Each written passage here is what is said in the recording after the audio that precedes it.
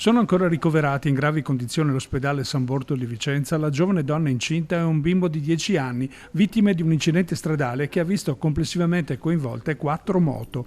È accaduto poco dopo Campedello sul rettilineo della Riviera Berica verso Londra.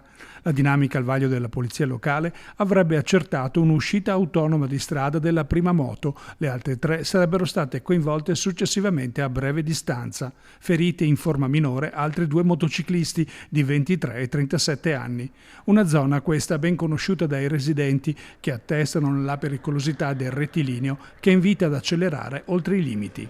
Il corre veloce qua che è la strada qua, ecco, stanotte, io dicevo di stanotte dell'incidente, insomma ho sentito il colpo e vado già in letto, devo dormire, sono dopo l'albergo e ho visto un casino. Perché qua il corre è di sera, di notte, quando credo che c'è poco traffico, se la roba ti senti che vuoi, che le moto, È sempre pericolosa la strada.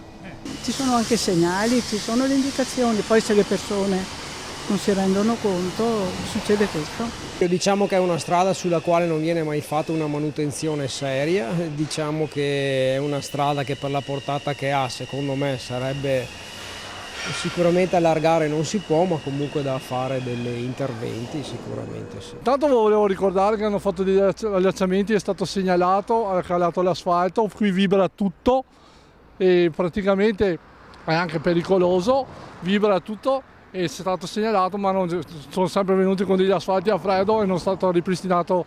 Intanto ricordavo che, visto che mi ha detto di un incidente in moto, che qui più avanti c'è una lapide di uno che aveva fatto l'incidente, si è scandato da solo e è morto sul colpo.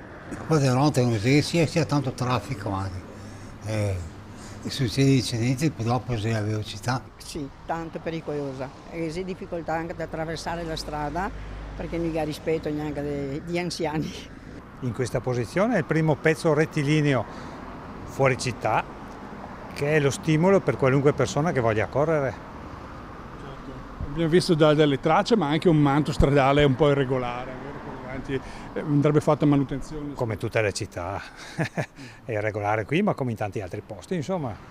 Andrebbe fatto qualcosa in più, visto la tipologia della strada, magari autovelox, controlli, servirebbe qualcosa? No, se si vuole rallentare si devono mettere dei dissuasori o qualche altra forma. Di sicuro l'autovelox non risolve il problema.